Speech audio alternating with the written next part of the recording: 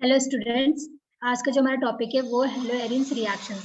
हमने इससे पहले देखा था कि जो हेलो एरिन्स होती है वो nucleophilic substitution reaction normal condition में नहीं दिखाती है। ठीक है, उसके हमने 4 रीजंस देख लेते हैं। ठीक है, आज हम स्टार्ट करेंगे कि जो हेलो एरिन्स होती है कौन सी रिएक्शन दिखाती है। तो हेलो एरिन्स जो रिएक्शन दिखाती है उसको बोलते हैं इलेक्ट्रोफिलिक सब्स्टिट्यूशन रिएक्शन। ठीक है, देखो इलेक्ट्रोफिलिक सब्स्टिट्यूशन रिएक्शन जो है, तो अपने हेलो एरिन्स होते हैं वो usually electrophilic substitution reaction benzene में दिखाते हैं, जैसे कि हैलोजिनेशन होगा, यानी कि हमारे बेंजीन रिंग में कोई हैलोजन एडिशन होगा। नाइट्रेशन मतलब कि NO2 ग्रुप सब्स्टिट्यूट होगा in place of hydrogen. Sulphonation मतलब कि हमारे बेंजीन में वो हाइड्रोजन को उसमें रिप्लेस करके SO3H ग्रुप सब्स्टिट्यूट होगा। ठीक है, फ्रेडर-क्राफ्ट रिएक्शन में अल्काइल ग्रुप सब्स्टिट्यूट होता है। तो ये 4 टाइप के हमारे रिएक्शंस है जो हमारे इलेक्ट्रोफिलिक सब्स्टिट्यूशन रिएक्शंस के अंडर आता है, जो हमारे हेलो एरिन्स शो करते हैं। हेलो एरिन्स मतलब क्या हो, बेंजीन पे कोई हैलोजन ग्रुप लगा हो। ठीक है, तो देखो यहाँ पे हमें ये दिख रहा है क्लोरोबेंजीन।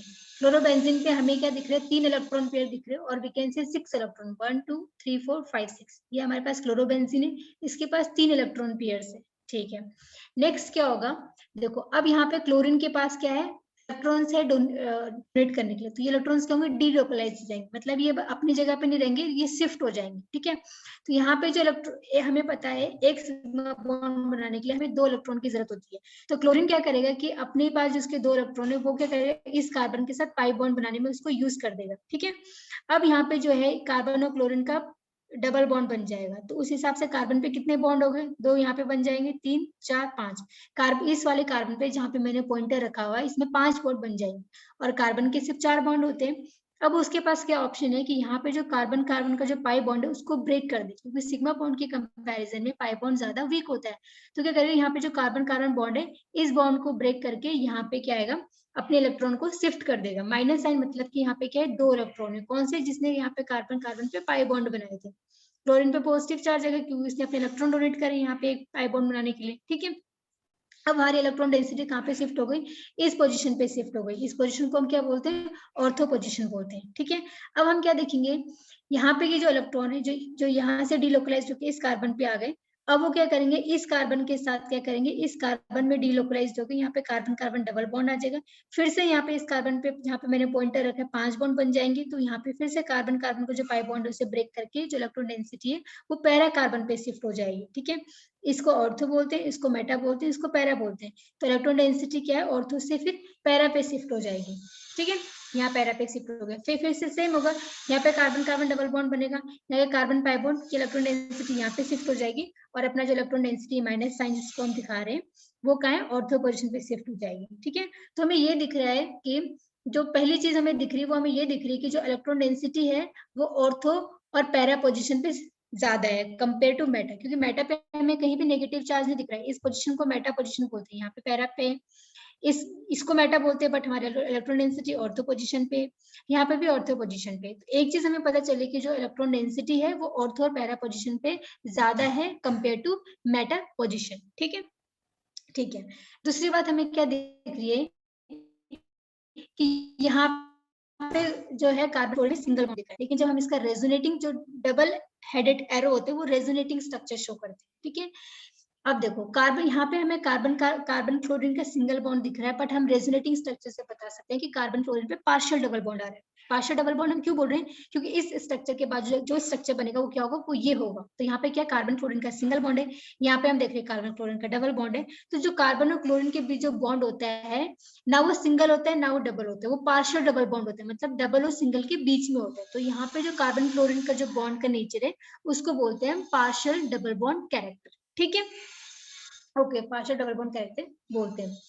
अब देखो, तो यहाँ पे पार्शियल डबल बॉन्ड कैरेक्टर आ रहा है, तो जो इसकी वजह से यहाँ पे अपना सब्स्टिट्यूशन रिएक्शन जो हम कहेंगे वो क्या हो रहा है, देखो अब यहाँ पे अपने क्या हेलोजन एटम है। ठीक है, हेलोजन एटम क्या कर रहे हैं, ये ऑर्थो पैरा डायरेक्टिंग है। ऑर्थो पैरा डायरेक्टिंग का मतलब क्या हुआ, ऑर्थो पैरा डायरेक्टिंग का मतलब ये हुआ कि अब यहाँ पे हमने बोला कि जो हमारे इलेक्ट्रॉन डेंसिटी है वो ऑर्थो और पैरा पोजिशन पे ज्यादा है। ठीक है, हम पढ़ रहे हैं electrophilic substitution reaction. Electrophilic substitution reaction का मतलब ये है कि हमारी बेंजीन रिंग में हाइड्रोजन की जगह कौन सब्स्टिट्यूट होगा, इलेक्ट्रोफाइल सब्स्टिट्यूट होगा, इसलिए इसका नाम दिया है इलेक्ट्रोफिलिक सब्स्टिट्यूशन रिएक्शन, यानी इलेक्ट्रोफाइल बेंजीन के हाइड्रोजन को सब्स्टिट्यूट करके उसकी जगह ले लेगा। ठीक है, इलेक्ट्रोफाइल्स क्या होते हैं, इलेक्ट्रोफाइल्स होते हैं इलेक्ट्रॉन डेफिशिएंट। ठीक है, इलेक्ट्रॉन डेफिशिएंट होते हैं, यानी कि ये बेंजीन रिंग न्यूक्लियोफाइल की तरह रिएक्ट करेगी। इलेक्ट्रोफाइल न्यूक्लियोफाइल का तो रिएक्शन होता है ना, तो हमारे इलेक्ट्रोफाइल होगा कहाँ पे आ सकता है हमारे पास, अगर क्लोरोबेंजीन है, यहाँ पे कोई मैं इलेक्ट्रोफाइल डाल दूं, कोई इलेक्ट्रॉन डेफिशिएंट स्पीसीज डाल दूं, तो कहाँ पे जुड़ेगी बेंजीन के,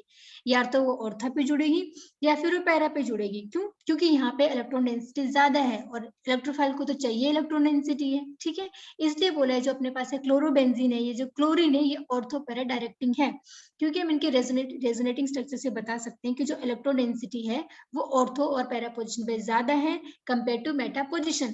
तो कोई इलेक्ट्रोफाइल्स आएगा तो ये क्लोरीन उसको डायरेक्ट करेगा कि या तो ऑर्थो पोजिशन पे जा या फिर तो पैरा पोजिशन पे जा, वहां पे देखो भरपूर इलेक्ट्रॉन मिलेंगे। ठीक है, ओके।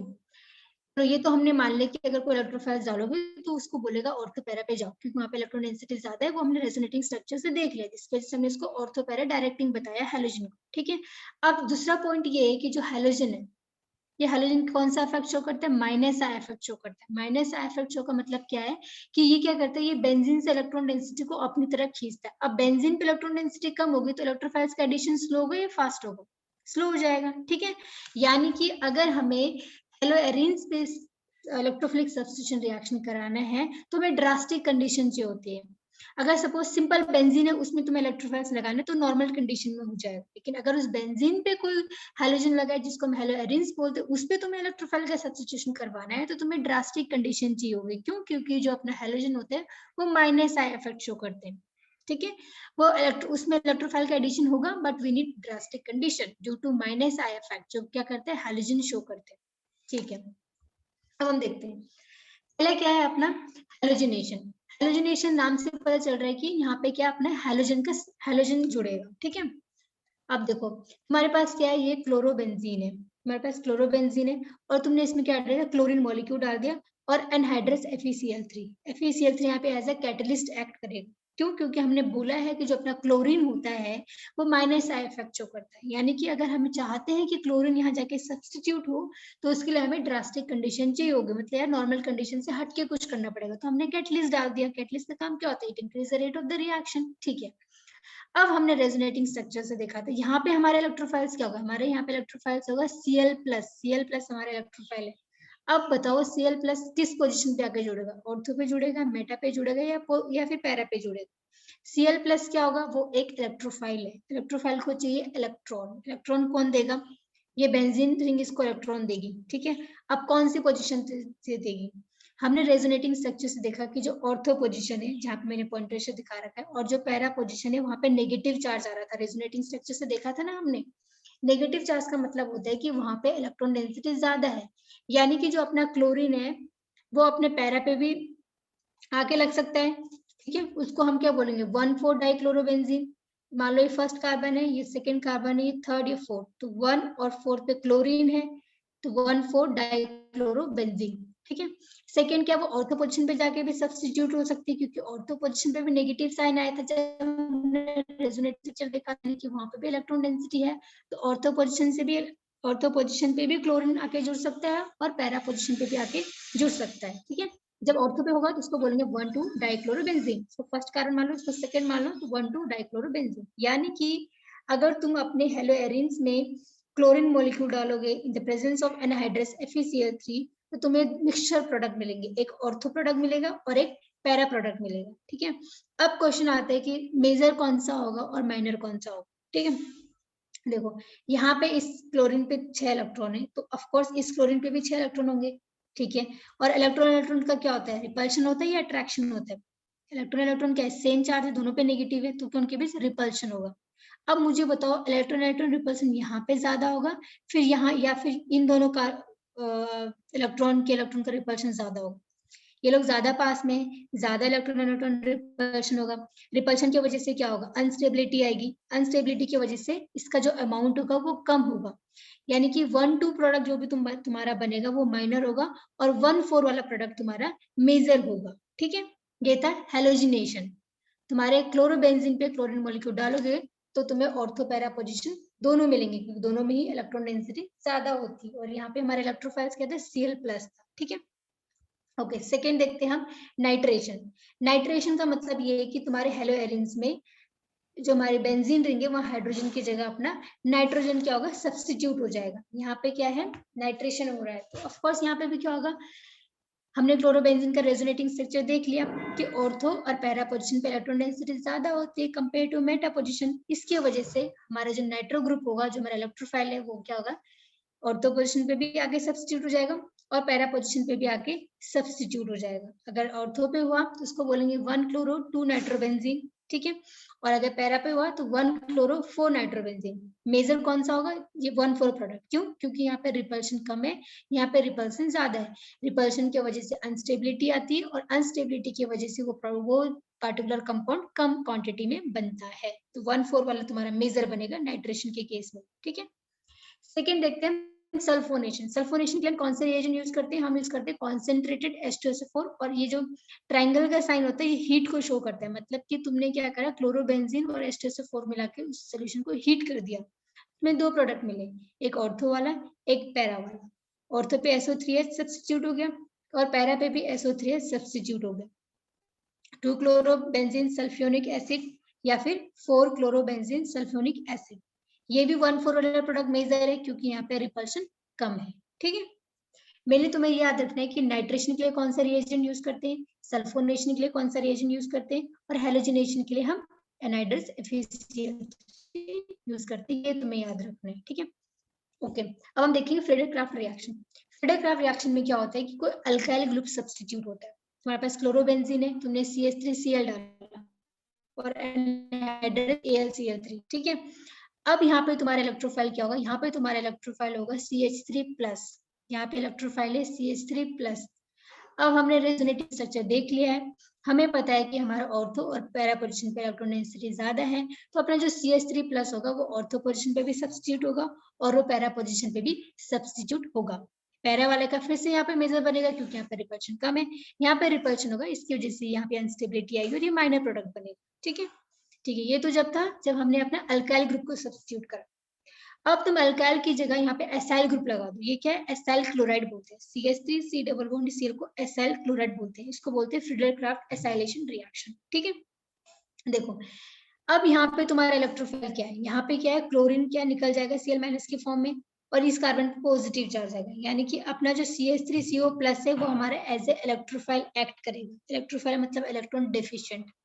यहाँ पे न्यूक्लियोफाइल की तरह एक्ट कौन कर रहा है, अपना क्लोरोबेंजीन कर रहा है।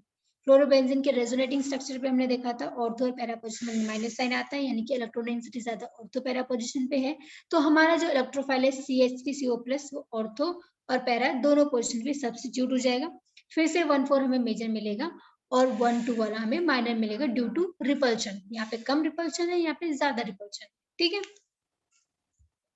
ओके, तो हमने जब हम पढ़ रहे थे जो रिएक्शन शोन बाय हेलोएल्कीन्स, वहां पे हमने देखा था कि जो हमारे हेलोएल्कीन्स होते हैं वो मेटल के साथ रिएक्शन देते हैं, जिसमें हमने ग्रिग्नार्ड रेजिन ये सब देखा था, ठीक है। अब हम ये देखेंगे कि जो हमारे हेलोएरिन्स होते हैं अगर हम उनको मेटल के साथ रिएक्ट करते हैं तो हमें क्या प्रोडक्ट मिलता है। तो एक ये नेम रिएक्शन है, वुर्ज-फिटिग रिएक्शन। इसमें क्या होता है, अगर तुम अल्काइल अल्काइल हैलाइड और अराइल हैलाइड को सोडियम मेटल के साथ रिएक्ट कराओगे in the presence of dry ether, तुम्हें क्या मिलेगा, हमें क्या, जो हमारा ये अराइल ग्रुप है इसमें अल्काइल ग्रुप सब्स्टिट्यूट हो जाएगा, ठीक है, और ये सॉल्ट बनके बाहर निकल जाएगा। इसको बोलते हैं वुर्ज-फिटिग रिएक्शन। सेकेंड रिएक्शन है वो फिटिग रिएक्शन, फिटिग साइंटिस्ट ने बताया था। इसमें अगर तुम 2 मोल लोगे अराइल हैलाइड के with two sodium atom in the presence of the dry ether, तुम्हारा जो प्रोडक्ट होगा वो होगा डाइफिनाइल। फिनाइल मतलब क्या होता है, बेंजीन क्या होता है C6H6, ठीक है। उसमें से एक हाइड्रोजन को हटा दोगे तो क्या बनेगा C3H5, तो बन जाएगा फिनाइल।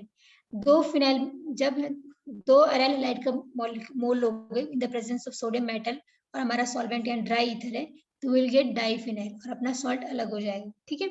तो ये हमने देखा अपना जो हेलो एरिन्स होते हैं वो कौन कौन से रिएक्शन शो करते हैं। तो हमने इससे पहले लेक्चर में देखा तो न्यूक्लियोफिलिक सब्स्टिट्यूशन रिएक्शन उनमें नहीं होती है। आज के लेक्चर में देखा हमने कि उन पे इलेक्ट्रोफिलिक सब्स्टिट्यूशन रिएक्शन होती है। ऑर्थोपैरा पोजीशन पे अपने इलेक्ट्रोफिल की सब्स्टिट्यूट हो जाते हैं। और थर्ड हमने देखा था कि 1,4 प्रोडक्ट मेजर होता है ड्यू टू लेस रिपल्शन।